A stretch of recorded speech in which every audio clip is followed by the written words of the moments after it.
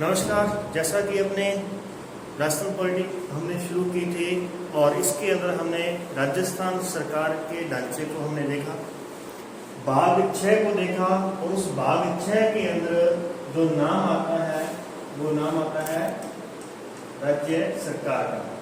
और राज्य सरकार जो है ये कितने अनुच्छेदों में लिखी गई है, यहाँ तक हमारी चर्चा हो चुकी है। राज्य सरकार आती है अनुच्छेद 152 से 237 तक। और यहाँ हमने देखा था कि सरकार के अंग कितने होते हैं? 3 अंग होते हैं, जिनमें से पहला अंग व्यवस्थापिका है जो कानून बनाती है, व्यवस्था बनाती है। दूसरा अंग है कार्यपालिका और तीसरा अंग है न्यायपालिका जो जांच करती है, न्याय करती है। यहाँ यदि हम देखें अनुच्छेद के आधार पर तो पहले नाम आएगा कार्यपालिका का। पहले नाम किसका आएगा? कार्यपालिका का। परंतु हम पढ़ेंगे किसको पहले? व्यवस्थापिका को, क्योंकि वह क्या करती है? व्यवस्थापिका कानून बनाने का काम करती है, इसलिए हम पहले व्यवस्थापिका को पढ़ने वाले हैं। तो व्यवस्थापिका का जो अनुच्छेद है वो है 168 से लेकर के 213 तक, 213 अनुच्छेद तक हम देखने वाले हैं। किसे? राज्य व्यवस्थापिका को। राज्य व्यवस्थापिका को क्या नाम दिया गया है? जैसे अपन बात करते हैं कि संघीय व्यवस्थापिका, संघीय व्यवस्थापिका को संसद कहते हैं, उसी प्रकार से राज्य व्यवस्थापिका को क्या कहते हैं? राज्य व्यवस्थापिका को कहते हैं विधानमंडल। क्या कहते हैं? विधानमंडल कहते हैं। इस विधानमंडल का उल्लेख 168 में किया गया है कि अनुच्छेद 168 के तहत 1 या 2 सदन से मिलकर विधानमंडल का गठन किया जाएगा। 1 या 2 सदन, यहाँ बात को समझना कैसे?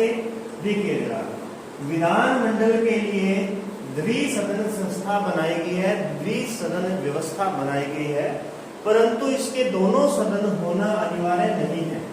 कौन कौन से सदन होते हैं? एक विधान परिषद होती है, विधान परिषद, और एक होता है विधान सभा। विधान सभा, विधान परिषद 169 के तहत राज्य में विधान परिषद का गठन किया जा सकता है, उसका समापन किया जा सकता है।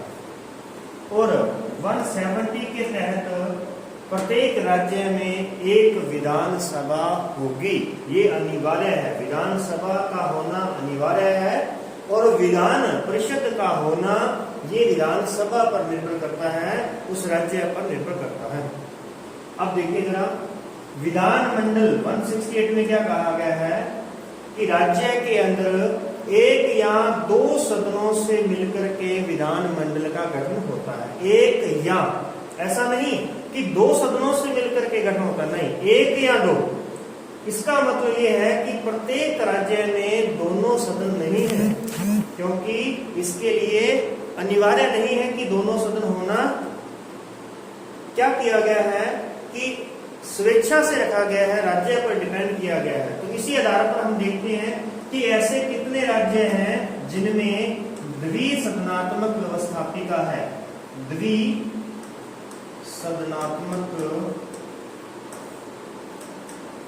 व्यवस्थापिका, या हम कह सकते हैं द्विसदनात्मक विधानमंडल, या कह सकते हैं कि द्विसदनीय विधानमंडल किन राज्यों में है?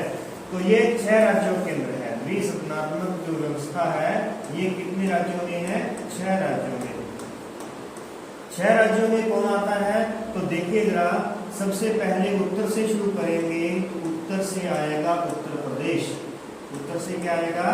उत्तर प्रदेश। और उत्तर प्रदेश के बिल्कुल साथ में सटा हुआ है बिहार। बिहार उसके साथ में है। उसके बाद में अगर अपन नीचे चले, दक्षिण भारत की बात करें तो महाराष्ट्र आता है। महाराष्ट्र, महाराष्ट्र के बाद साथ में आ जाएगा कर्नाटक, और कर्नाटक के साथ में आ जाएगा तेलंगाना, तेलंगाना और तेलंगाना के साथ में तेलंगाना और तेलंगाना के साथ में आ जाएगा आंध्र प्रदेश। तो ये इस प्रकार से इन 6 राज्यों के अंदर क्या है, विधान मंडल द्विसदनात्मक है।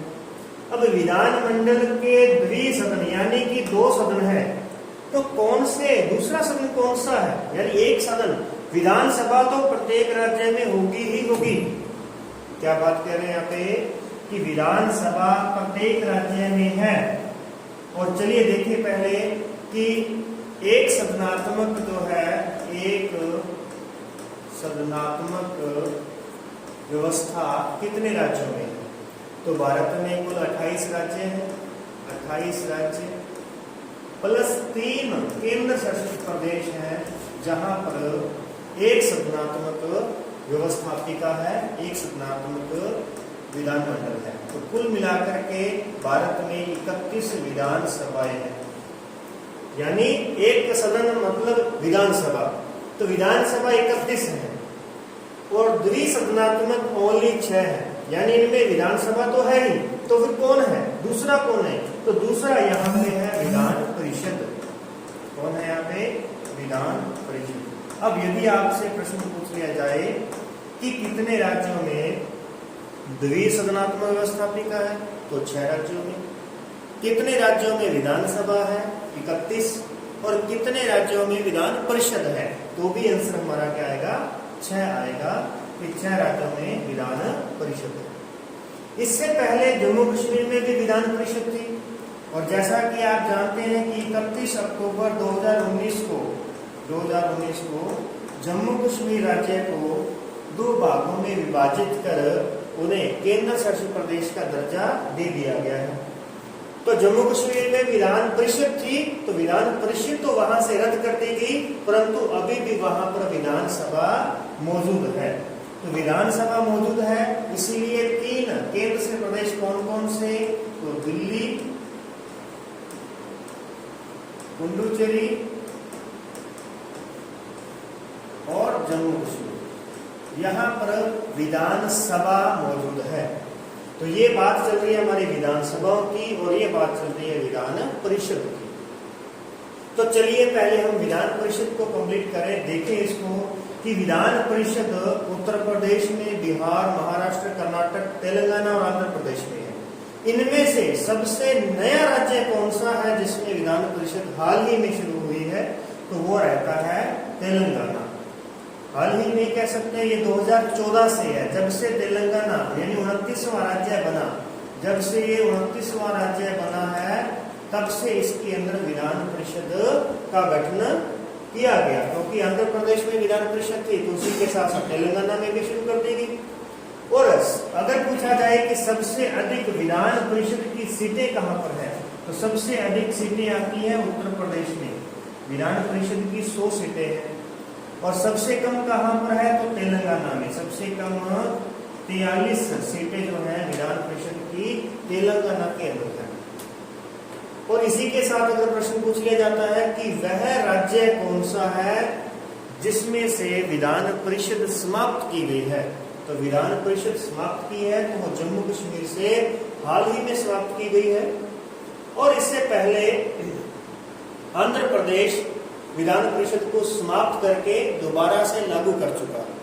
आंध्र प्रदेश ऐसा राज्य है जिसमें पहले विधान परिषद थी, उसने समाप्त किया, 2007 से फिर से शुरू किया।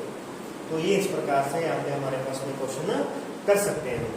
विधानसभा की बात करें तो विधानसभा आपके सामने आ चुकी है कि हमारे पास में कुल 31 विधानसभाएं हैं, जिनमें से 3 केंद्र शासित प्रदेशों की है।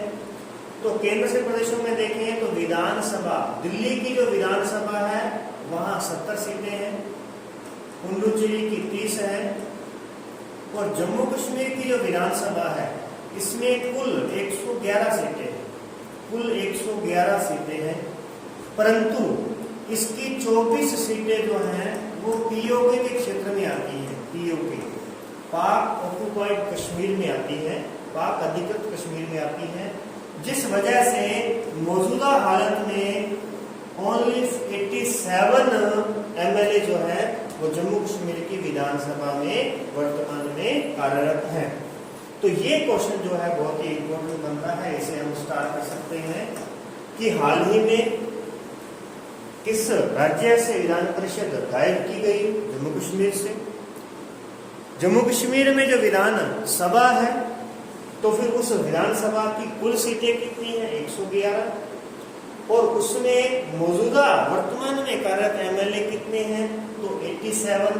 बाकी कहां पर है? तो 24 जो विधानसभा क्षेत्र है वो पीओके के अंदर आते हैं, इसीलिए इसकी सीटें घट करके 87 रह जाती है। तो ये तो था हमारा मोटे तौर पर व्यवस्थापिका का ढांचा कि व्यवस्थापिका को किस प्रकार से बनाया गया है। व्यवस्थापिका को, राज्य व्यवस्थापिका को विधानमंडल कहते हैं, जिसके 2 सदन होते हैं, एक विधान परिषद और एक विधानसभा। विधान परिषद प्रत्येक राज्य में होना अनिवार्य नहीं है, परंतु विधानसभा होना अनिवार्य है। तो ये तो बात थी हमारी यहाँ तक की। अब चलिए हम आगे पढ़ते हैं, विधान परिषद और विधानसभा का अंतर, दोनों में डिफरेंस को समझते हैं। चलिए, एक तरफ हम लिखेंगे विधान परिषद और एक तरफ हम लिखते हैं विधानसभा। दोनों पर चर्चा करते हैं, दोनों की पावर्स को देखते हैं, क्या डिफरेंस है दोनों के अंदर। तो सबसे पहले शुरुआत करते हैं इसके अनुच्छेद से। विधान परिषद का उल्लेख 169 में किया गया है और यहाँ पर ये लिखा गया है कि 169 के तहत विधान परिषद का गठन किया जा सकता है और उसे समाप्त किया जा सकता है। 170 में दिया गया है कि प्रत्येक राज्य में एक विधानसभा होगी, तो 117 में विधानसभा आती है। अब आप देख रहे हैं कि पहले किसका नाम आया? विधान परिषद का। फिर किसका नाम आया? विधानसभा का। ध्यान रखिएगा, पी पहले आता है, एस बाद में आता है। पी पहले आया, 169 में विधान परिषद है, 117 में विधानसभा है।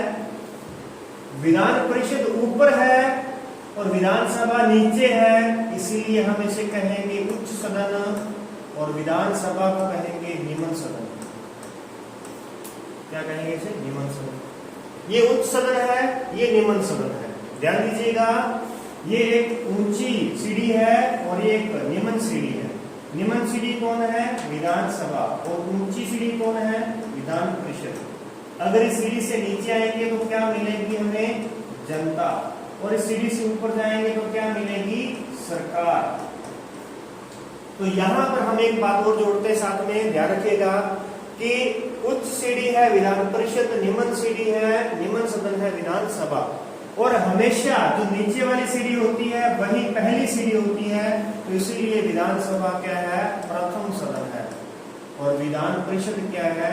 द्वितीय सदन है। विधान परिषद क्या है? द्वितीय सदन है। चलिए, 2 डिफरेंस हो गए। नेक्स्ट आगे देखते हैं। ये जनता के पास में है, जनता के करीब है, इसीलिए इसको कहा जाता है जनता में लोकप्रिय। इसे लोकप्रिय सदन कहते हैं और इसे अलोकप्रिय सदन कहते हैं। अलोकप्रिय सदन कहते हैं। इसे लोकप्रिय सदन क्यों कहते हैं? क्योंकि इसका चुनाव प्रत्यक्ष रूप से किया जाता है। प्रत्यक्ष रूप से किसके द्वारा? जनता के द्वारा, इसीलिए लोगों में लोकप्रिय सदन कहलाता है। ये अलोकप्रिय है क्योंकि यहाँ चुनाव कैसा है? अप्रत्यक्ष। अप्रत्यक्ष किस आधार पे है? कौन करता है चुनाव? तो इसके लिए 4 निर्वाचक मंडल बनाए गए हैं, उसकी चर्चा हम आगे चल के करेंगे। तो यहाँ देखिएगा, तो ये लोकप्रिय है क्योंकि प्रत्यक्ष चुनाव होता है, क्योंकि जनता खुद करती है, इसलिए उसमें जनता में उत्साह होता है एमएलए को चुनने का। एमएलए क्या होता है? एमएलए होता है मेंबर ऑफ लेजिस्लेटिव असेंबली। तो ये विधानसभा के सदस्य है, विधानमंडल के सदस्यों को एमएलए कहा जाता है। नेक्स्ट देखिए जरा, अब आप देख पाएंगे कि ये नीचे वाली सीढ़ी जो है, ये जब हम शहरों में देखते हैं कि एक सीढ़ियां बनी होती हैं घर के आगे, तो वो सीढ़ियां जो नीचे वाली सीढ़ी होती है, ये कई बार क्या होता है कि सड़क बनाते समय इस सीढ़ी को तोड़ दिया जाता है। सड़क बनाते हैं, नाली बनाते हैं, तो इस सीढ़ी को क्या कर दिया जाता है? तोड़ दिया जाता है नीचे वाली सीढ़ी को, इसीलिए इसे क्या कहते हैं, अस्थाई कहते हैं। ये कैसी सीढ़ी है, अस्थाई है, अस्थाई सदन है। और ये कैसी है, स्थाई है, इसे स्थाई सदन कहा जाता है।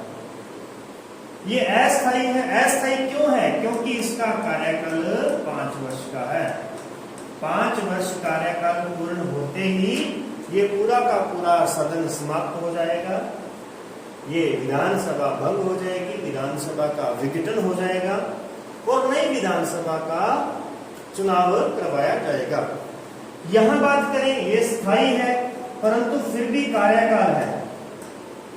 अब कार्यकाल आ गया तो इसका मतलब क्या, ये 6 वर्ष इसका कार्यकाल है, नहीं। तो ध्यान रखिएगा, ये 6 वर्ष जो कार्यकाल है ये विधान परिषद का नहीं है, ये विधान परिषद के सदस्यों का है। यहाँ पर एक बहुत ही इंपॉर्टेंट क्वेश्चन आता है, यदि आपसे पूछे कि विधानसभा के सदस्यों का कार्यकाल 5 वर्ष, विधान परिषद के सदस्यों का कार्यकाल 6 वर्ष, विधानसभा का कार्यकाल कितना, तो भी 5 वर्ष। विधानसभा का कार्यकाल पूछ ले तो भी 5 वर्ष, और विधान परिषद का कार्यकाल पूछे तो कोई नहीं, कोई कार्यकाल नहीं है। विधान परिषद का कोई कार्यकाल नहीं है, क्योंकि ये स्थायी सदन है, इसका विघटन नहीं किया जा सकता, इसे भंग नहीं किया जा सकता। हाँ, इसे समाप्त जरूर किया जा सकता है, ये अलग बात है, ध्यान रखिएगा। इसे समाप्त कर सकते हैं, इसका गठन कर सकते हैं, परंतु इसे भंग नहीं कर सकते। ये इंपॉर्टेंट पॉइंट यहाँ पर आता है। चलिए वापस आते हैं, तो यहाँ हम लगा देते हैं स्टार 6 वर्ष। तो कैसे, अब ये स्थायी कैसे कहलाएगा, स्थायी इसे कहलाएगा कि इसके जो सदस्य होते हैं, 1/3 सदस्य प्रत्येक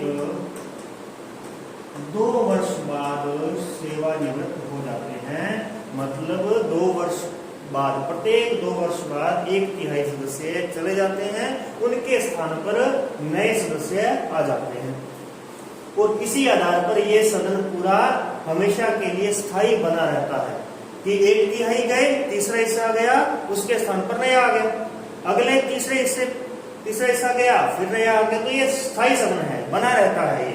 परंतु ये पूरा का पूरा 5 साल के बाद सभी एमएलए एक साथ बाहर निकलते हैं और फिर नए चुनाव के साथ एक साथ आते हैं, इसलिए इसको अस्थायी सदन कहा जाता है। ओके, नेक्स्ट आगे बढ़ते हैं। अब हम बात करते हैं इसके चुनाव की आयु कितनी है। आयु यहाँ पर सदस्य के चुने जाने योग्य आयु कितनी है, तो यहाँ रहेगी 25 वर्ष। 25 वर्ष, और ऊपर जाना है हमें तो 30 वर्ष, क्योंकि ये ऊंचा सदन है। ये सदन कौन सा है, उच्च है, ये निम्न है, और ये किसके करीब है, जनता के। और जनता जो है वो 18 वर्ष की है, 18 वर्ष की। ये जनता जो हम बात करते हैं ना जनता की, ये जनता 18 वर्ष की होती है, उसे काउंट किया जाता है इसमें। ओके, 25 वर्ष, और यहाँ चाहिए कितनी, 30 वर्ष चाहिए। चुनाव हमने देखा, प्रत्यक्ष हमने देख लिया है। तो चलिए नेक्स्ट अब हम बात करते हैं इसकी सीटों की। इसकी विधान सभा की, विधान परिषद की सीटें कितनी होती है, तो देख पाएंगे। अधिकतम सीटों की बात करते हैं पहले, अधिकतम। तो पहले मैं यहाँ बताऊं आपको कि विधान सभा की अधिकतम 500 सीटें हो सकती हैं। 500 सीटें, अधिकतम कितनी सीटें हो सकती हैं, 500। और न्यूनतम कितनी हो सकती हैं, तो 60। न्यूनतम सीटें कितनी होगी, 60। ये न्यूनतम है, 60 होना आवश्यक है। यहां बात करें अधिकतम सीटें कितनी होती हैं विधान परिषद में, तो विधान परिषद में अधिकतम सीटें उस राज्य की विधानसभा का 1/3। जैसे मान लेते हैं कि राजस्थान में विधानसभा की जो सीटें हैं, राजस्थान में विधानसभा की सीटें कितनी है, 200। यदि हमें राजस्थान के अंदर विधान परिषद लानी है तो उसमें अधिकतम कितनी सीटें हो सकती हैं, तो 200 का 1/3, यानी 66 से अधिक नहीं, 66 से अधिक नहीं हो सकती। तो अधिकतम ये इसका क्राइटेरिया है। विधान परिषद में न्यूनतम सीटों की बात करें, न्यूनतम, तो न्यूनतम यहाँ पर 40 सीटें होना आवश्यक है, 40 सीटें। तो विधान परिषद जिन भी राज्यों के अंदर है वो तो इस क्राइटेरिया को पूरा करती हैं कि सभी न्यूनतम सीटें, हमने देखा था तेलंगाना में विधान परिषद की, तेलंगाना में 43 सीटें हैं, यानी वो 40 से ऊपर है। पहले जम्मू कश्मीर में विधान परिषद थी, पहले जम्मू कश्मीर में विधान परिषद हुआ करती थी, उस समय उसमें सीटें 36 ही होती थी, इसलिए विधान परिषद में अपवाद स्वरूप जम्मू कश्मीर को याद किया जाता था।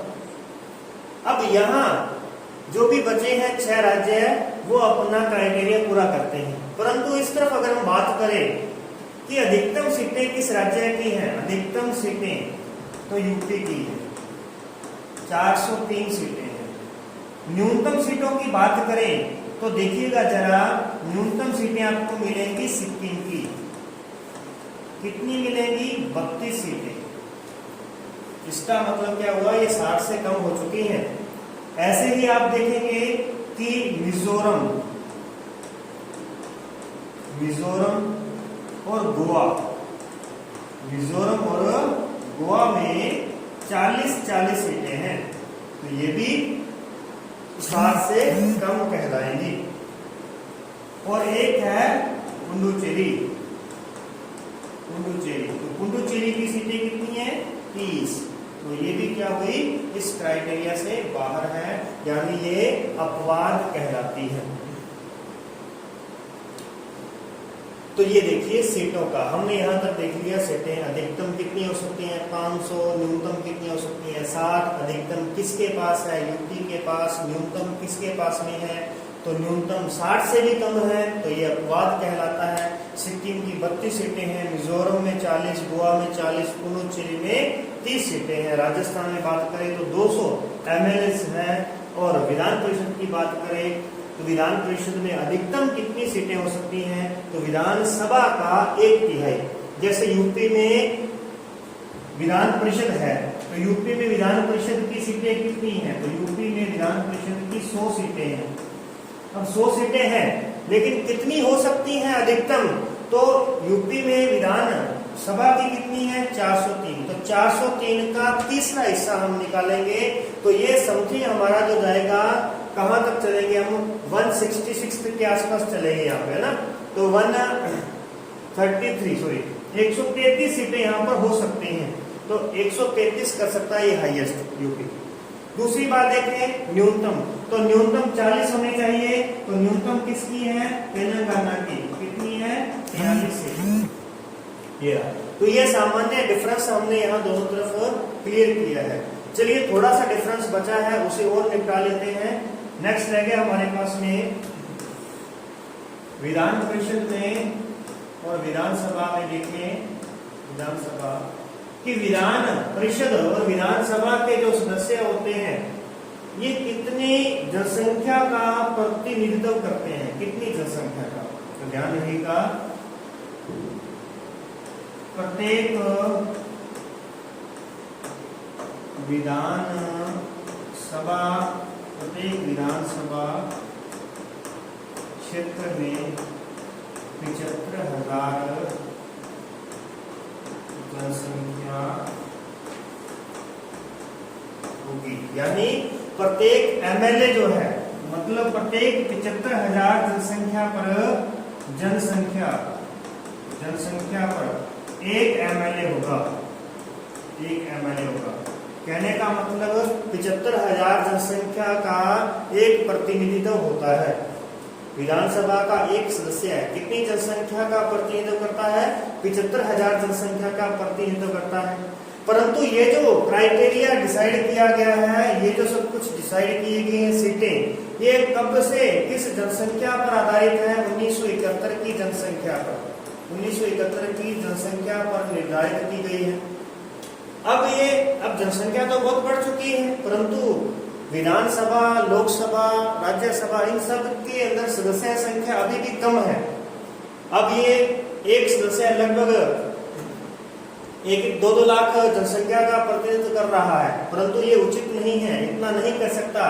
तो इसके लिए सीटों को बढ़ाना होगा। तो सीटें बढ़ाई कब जाएंगी? तो 2026 के बाद जो भी जनसंख्या होगी, 2026 के बाद नई जनसंख्या के आंकड़ों के आधार पर इन सीटों को पुनः बढ़ाया जाएगा। तो ये इम्पोर्टेंट है भी कि भी जितनी भी सीटें हैं वो 1971 की जनसंख्या के आधार पर दी गई हैं। उसके अकॉर्डिंग एक एमएलए 75,000 जनसंख्या का प्रतिनिधित्व करता है।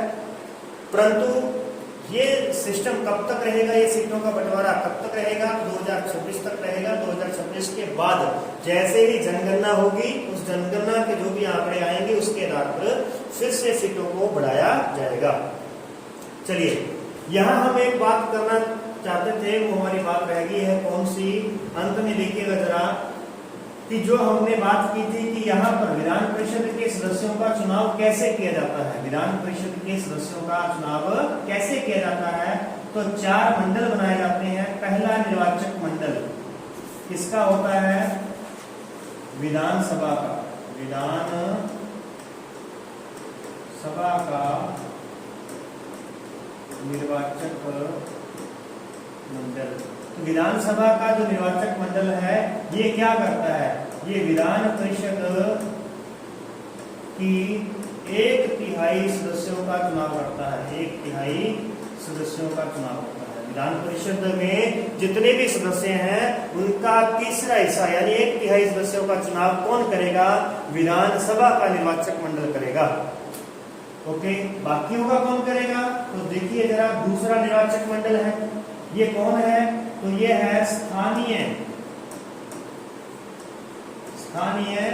स्वशासन। हम स्थानीय स्वशासन कह देते हैं इसको, या स्थानीय निकाय कह देते हैं। निकाय का निर्वाचक मंडल, यानी इसमें कौन कौन आ गया? इसमें पंचायतें आ चुकी हैं, नगर पालिकाएं आ चुकी हैं। तो नगर पालिकाओं और पंचायतों के द्वारा विधान परिषद के 1/3 सदस्यों का निर्वाचन किया जाएगा। अब 1/3 सदस्य तो स्थानीय निकायों ने कर दिया, निर्वाचन कर दिया। 1/3 सदस्यों का निर्वाचन कर दिया है विधानसभा के द्वारा। अब रह गया लास्ट में 1/3, तीसरा हिस्सा रह गया। अब वो कौन करेगा? तो उसके लिए एक निर्वाचक मंडल हो रहा है। अब है शिक्षकों का निर्वाचक मंडल। शिक्षकों का निर्वाचक मंडल। तो शिक्षकों द्वारा 1/12 सदस्यों का निर्वाचन किया जाएगा।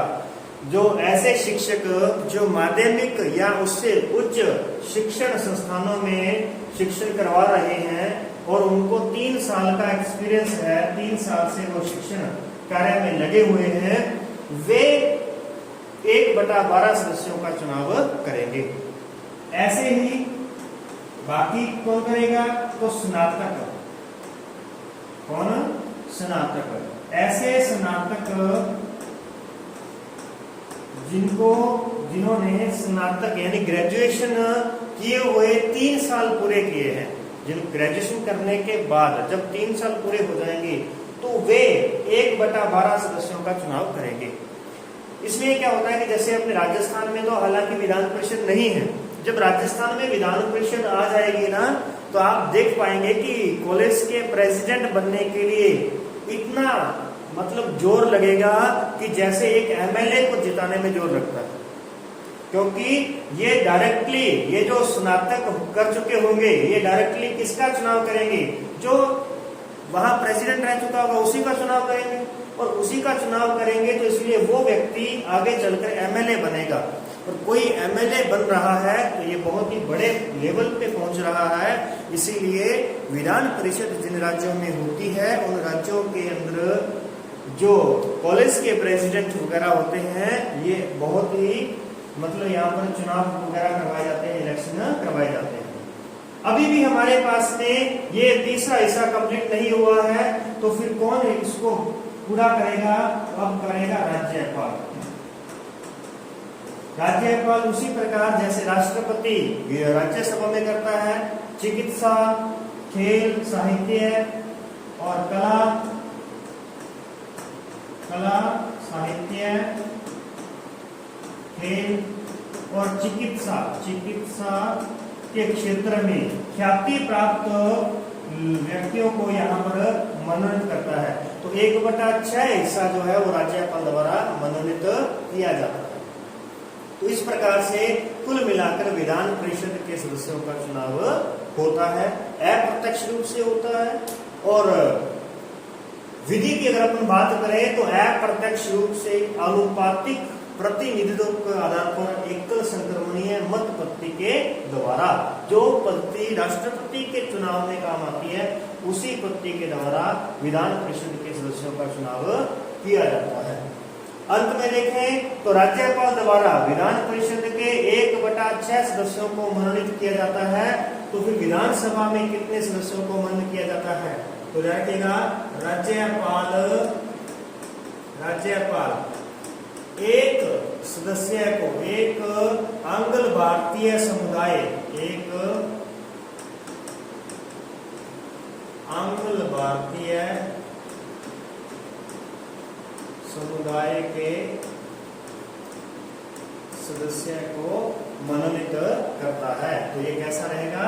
आंग्ल भारतीय समुदाय, यानी राज्यपाल देखेगा कि उस राज्य में आंग्ल भारतीय लोग कितने रह रहे हैं, यानी जो विदेशों से जो NRI हैं वो कितने हैं, तो उनको विधानसभा में प्रतिनिधित्व करने वाला कोई है या नहीं है। यदि उनका प्रतिनिधित्व करने वाला है तो ठीक है, अगर नहीं है तो फिर राज्यपाल एक सदस्य को, एक आंग्ल भारतीय समुदाय के सदस्य को मनोनीत करेगा। ये बात कहाँ लिखी गई है? तो ये बात लिखी गई है अनुच्छेद 333 में। अनुच्छेद 333 में लिखा गया है कि राज्यपाल विधानसभा में एक सदस्य को मनोनीत करेगा। और नोट लगा के लिख लेना कि नोट 331 में लिखा गया है कि राष्ट्रपति विधानसभा में, राष्ट्रपति लोकसभा में 2 आंग्ल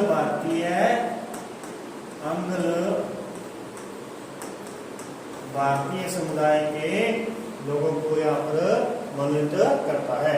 तो राष्ट्रपति 2 सदस्यों को मनोनीत कर सकता है। कहाँ पे कर सकता है? लोकसभा में। कौन से सदस्य होंगे? आंग्ल भारतीय होंगे। ऐसा ही राज्यपाल कितने आंग्ल भारतीयों को मनोनीत कर सकता है? तो 1 आंग्ल भारतीय को मनोनीत कर सकता है।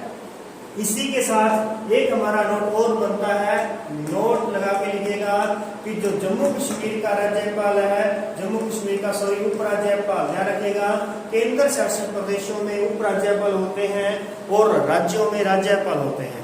राज्यों में राज्यपाल होते हैं, केंद्र शासित प्रदेशों में उपराज्यपाल होते हैं। तो जम्मू कश्मीर में कौन होगा? उपराज्यपाल होगा। तो जम्मू कश्मीर का जो उपराज्यपाल है, उपराज्यपाल ये 2 महिलाओं को मनोनीत कर सकता है। 2 महिलाओं को मनोनीत कर सकता है, ये इसको अलग से पावर दी गई है। क्लियर है? तो ये हमारा सेटअप था विधानसभा और विधान परिषद के बारे में। हमने डिफरेंस देखा है इन दोनों का। अगली क्लास में हम इसको और डिटेल से समझेंगे और अच्छे से पढ़ेंगे। आज की क्लास में फिलहाल इतना ही। मिलते हैं नेक्स्ट वीडियो।